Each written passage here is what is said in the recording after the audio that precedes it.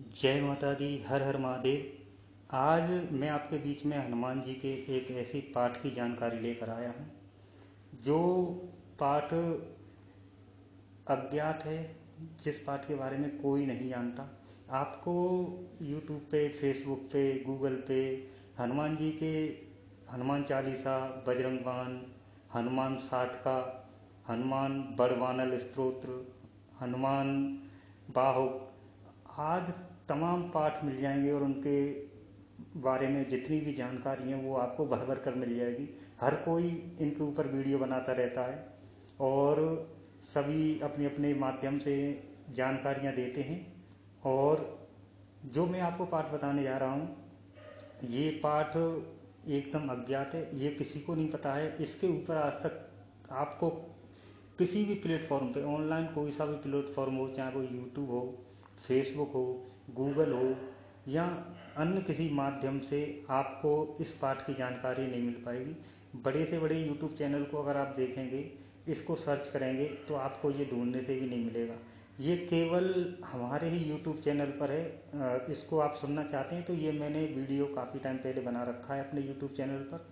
आप इस पाठ को सुन सकते हैं, जिसका लिंक मैं डिस्क्रिप्शन बॉक्स में दे दूंगा।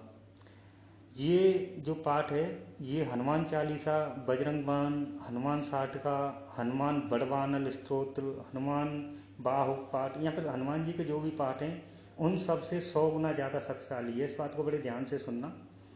ये बहुत ही प्रचंड वेग से कार्य करता है और इसकी शक्ति अपरंपार है। ऐसा नहीं है कि हनुमान चालीसा, बजरंग बाण या हनुमान जी के जो भी पाठ हैं उनकी शक्ति नहीं है, वो काफ़ी ज़्यादा अपने आप में शक्तिशाली हैं और सबका अपना अपना कार्य है। बहुत ही अच्छी तरह से, बहुत ही तीव्रता से, बहुत ही प्रचंड वेग से कार्य करते हैं।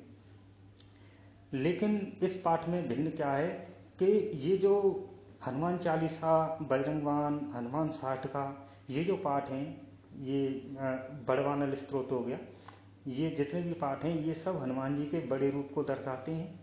और हनुमान जी का जो बड़ा रूप है वो सापित है।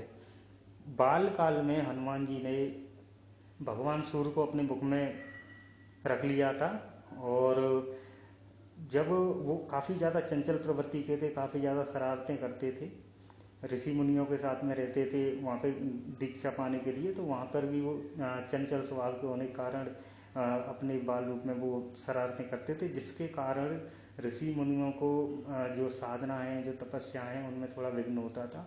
तो भृगुवंश के ऋषियों ने हनुमान जी को श्राप दिया कि तुम्हें जो भी शक्तियाँ प्राप्त हैं तुम उनके बारे में सब भूल जाओगे, यानी कि वो तुम्हारी स्मृति से बिल्कुल मिट जाएंगी। लेकिन वो ये भी जानते थे कि जो हनुमान जी का जो कार्य है वो राम काज करना है उनको, उसमें इन शक्तियों की जरूरत पड़ेगी। तो उन्होंने कहा कि आपको जब कोई इन सभी शक्तियों के बारे में याद दिलाएगा तो आपको इनकी पुनः स्मृति हो जाएगी, आपको ये पुनः याद आ जाएंगी और आपकी शक्ति सुचारू रूप से कार्य करेंगी। जब भगवान श्री रामचंद्र जी ने अपनी टुकड़ियों को माता सीता की खोज में जब भेजा, तो हनुमान जी जिस टुकड़ी में थे वो दक्षिण दिशा की ओर गई और वहाँ पर जब समुद्र था तो समुद्र को देखकर वो हताशा होकर सभी बैठ गए। हनुमान जी भी एक चट्टान के ऊपर जाके बैठ गए। हर कोई ये सोच में पड़ गया कि इस समुद्र को, इस सागर को कैसे लांघा जाए ताकि उस तरफ जाके पता कर सकें कि माँ सीता कहीं उधर तो नहीं है। तो जामवंत जी ने उस समय हनुमान जी को उनके बल की याद दिलाई जब हनुमान जी ने छलांग लगाकर समुद्र को पार किया। तो हनुमान जी का जो बड़ा रूप है उसको जगाना पड़ता है, उसकी शक्तियों को याद दिलाना पड़ता है, जब जाके वो कार्य करता है।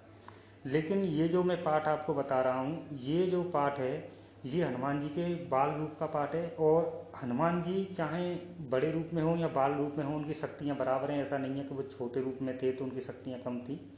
उनकी शक्तियाँ उतनी ही थी जितनी बड़े रूप में उनकी शक्तियाँ थी।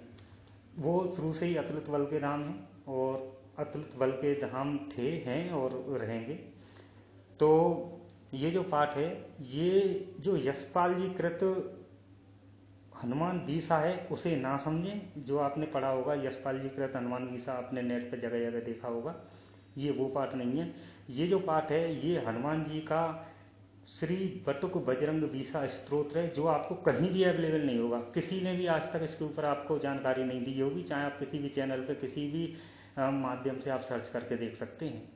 ये हमारे चैनल पर ही था और मैं ही इसके बारे में जानकारी देता हूँ। ये इतना अद्भुत और चमत्कारिक पाठ है, अगर कोई साधक इसका जाप करता है संकल्प के साथ में, इसकी पूर्ण विधि विधान से, या फिर अगर कोई गृहस्थ जीवन वाले हैं, वो केवल वैसी पूजा पाठ करते हैं रोजमर्रा वाली, तो उसमें भी ये रोज डेली अगर इस पाठ का जाप करते हैं तो उनको चमत्कारिक रूप से अपने जीवन में बदलाव देखने को मिलेंगे। ये जो पाठ है, इसका जाप करने वाले को किसी भी प्रकार के दोष हों, रोग हों, किसी भी प्रकार की कोई व्याधाएं हों, किसी भी प्रकार की कोई नकारात्मक ऊर्जा हो, परेशानी हो, घर पे किसी प्रकार का तंत्र मंत्र क्रिया हो, और या फिर उसके किसी भी प्रकार से कोई भी कार्य रुके पड़े हों, उन सभी कार्यों को सुचारू रूप से चलाने के लिए बहुत ही पावरफुल, बहुत शक्तिशाली रूप से कार्य करता है।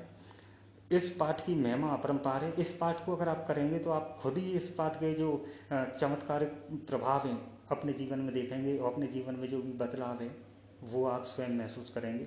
बहुत ही प्रचंड रूप से कार्य करता है, बहुत ही शीघ्र कार्य करने वाला पाठ है। और इस पाठ का जो भी साधक या जो भी गृहस्थ जीवन हो, वो इस पाठ का नियमित रूप से जाप करता है, वो फिर सभी चीज़ों से परे हो जाता है। उसके जीवन में सुख, समृद्धि, शांति, खुशहाली बनी रहती है। बालाजी महाराज की असीम कृपा उस पर बनी रहती है। और जो बजरंगबली का जो बाल रूप का जो है, बटुक रूप का जो बटुक रूप है उनका, वो काफ़ी ज़्यादा पावरफुल है, काफ़ी ज़्यादा शक्तिशाली है और बहुत जल्दी सुनने वाला है। अगर आपको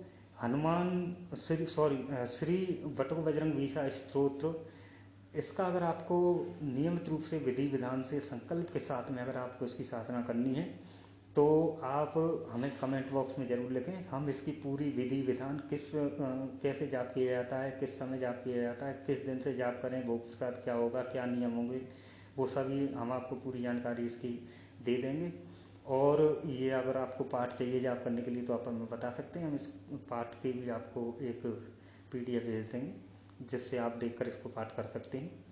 और आपको किसी भी संबंध, कोई भी समस्या है, आप या फिर कुछ किसी साधना के बारे में, किसी भक्ति से संबंधित कोई जानकारी चाहते हैं, कोई आपके प्रश्न है, तो आप कमेंट बॉक्स में लिखें, मैं उसका जवाब देने की ज़रूर कोशिश करूँगा। और अगर आप इस वीडियो को हमारे YouTube चैनल पर देख रहे हैं, तो हमने एक फेसबुक पेज बनाया है अभी नया। आप हमारे फेसबुक पेज को भी लाइक करें, फॉलो करें, ताकि साधना से संबंधित, भक्ति भक्ताई से संबंधित आपको जानकारियाँ मिलती रहें।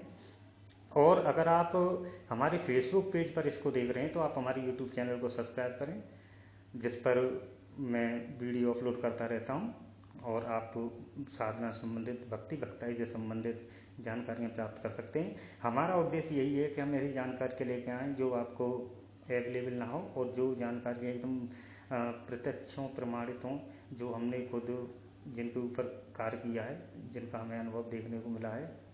और इसी के साथ मैं आपसे विदा लेता हूँ, और जय माता दी।